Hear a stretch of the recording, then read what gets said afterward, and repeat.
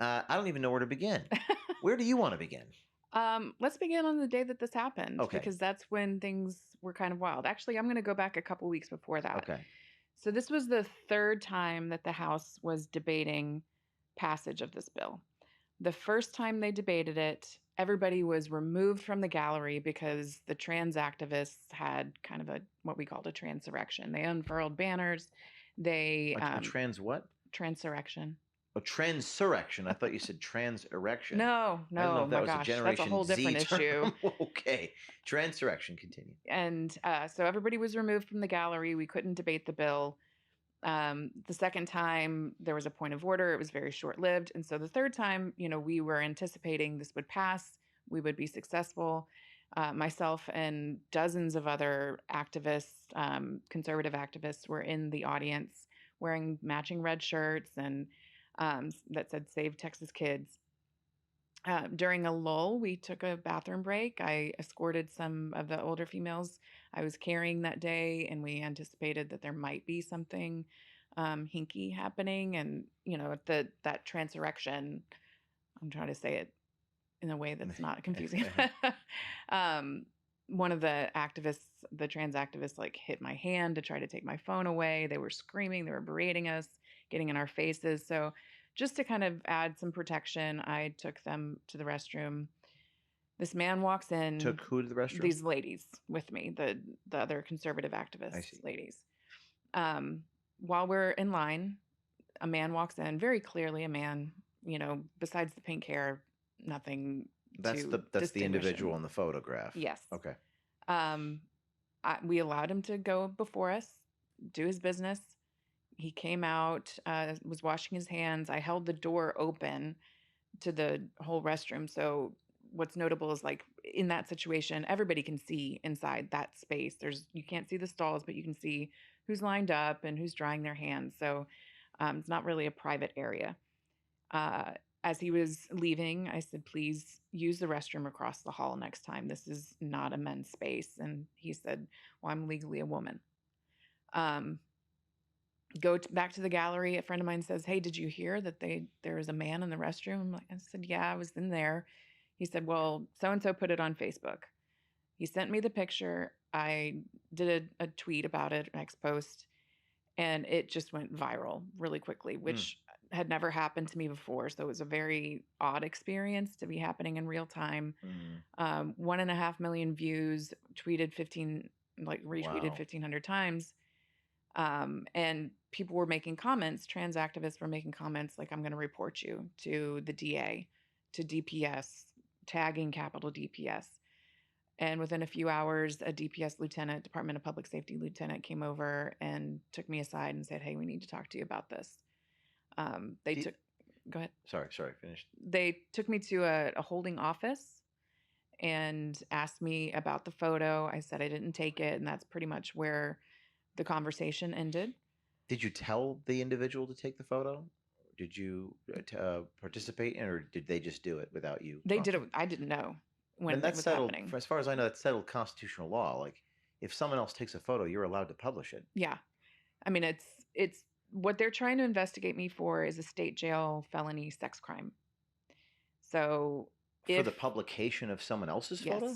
Transmitting a recording or a photo of somebody in a private space without their consent, with the intent of sexualizing a photo in some way, which clearly this was not. There's some state law, and pardon me, I haven't looked into the particular law, but it seems to me a matter of federal law.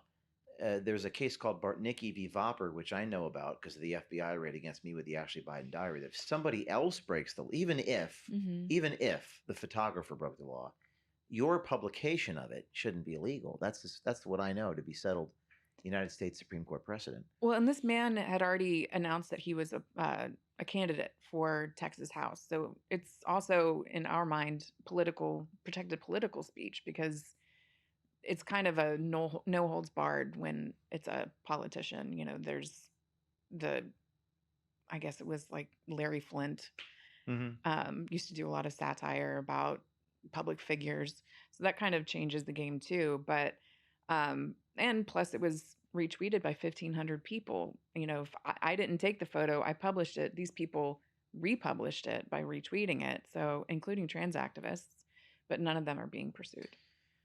Do you know of any other cases like this where someone took a photograph in a bathroom of a transgender individual?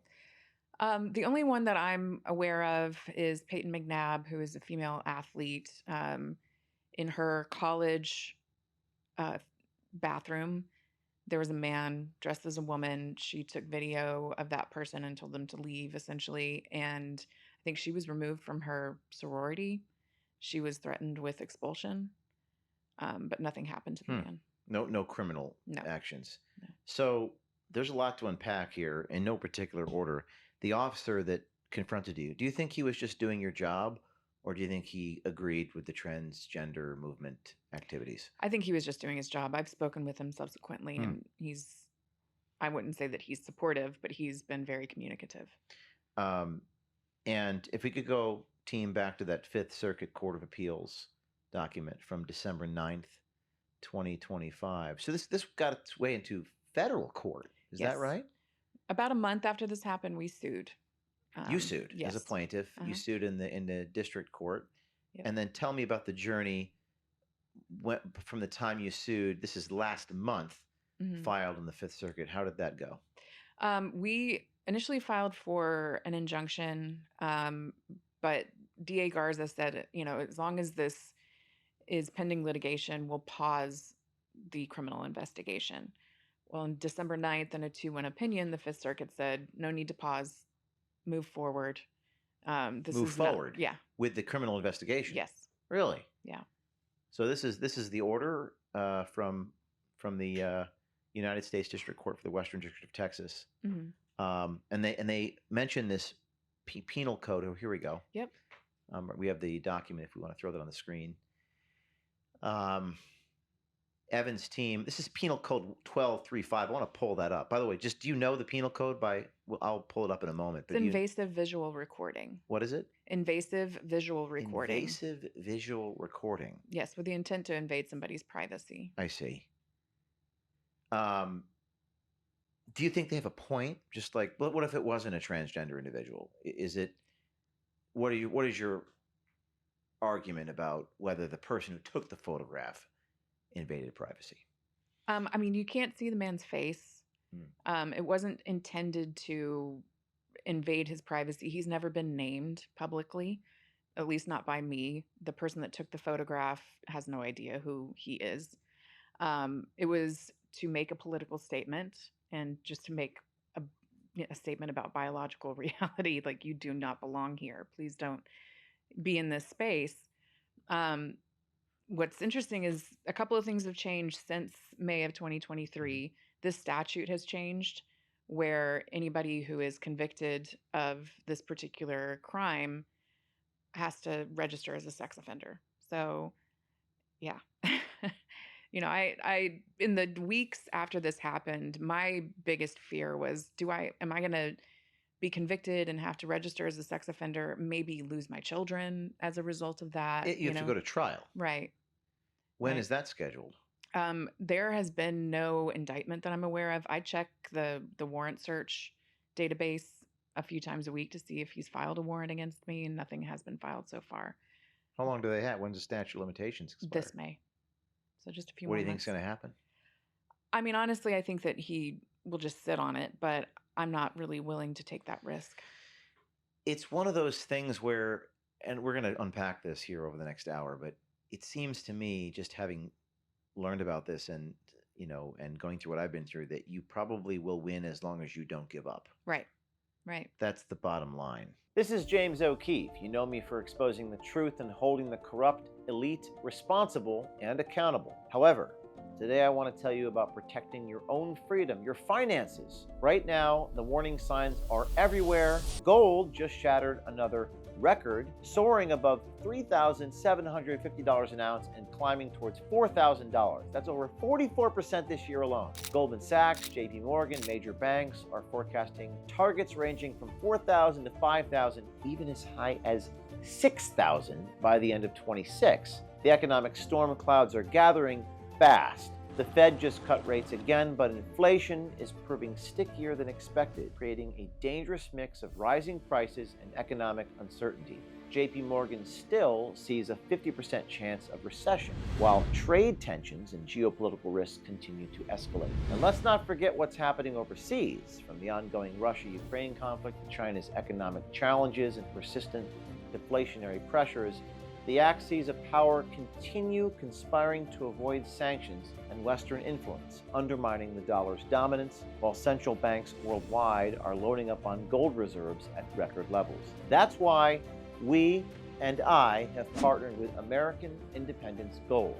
They're veteran-owned, and proceeds from every sale go to Tunnel to Towers Foundation, supporting our first responders and nation's heroes. And listen, right now, I'm offering my followers in the trenches this incredible one-time opportunity to credit your account up to $10,000 in free gold and silver on a qualifying purchase. That's right, this will help you get started protecting your wealth with real physical gold and silver while these historic price levels are still within reach. Every day you wait brings gold closer to $4,000. The price is only going to go up. The smart move is to act now. Go to O'KeefeMediaGold.com. That's O'KeefeMediaGold.com, or call 833-324-4653, 833-324-GOLD. Again, that's O'KeefeMediaGold.com or 833-324-GOLD. Take action, get the facts, and protect your future, because freedom isn't given,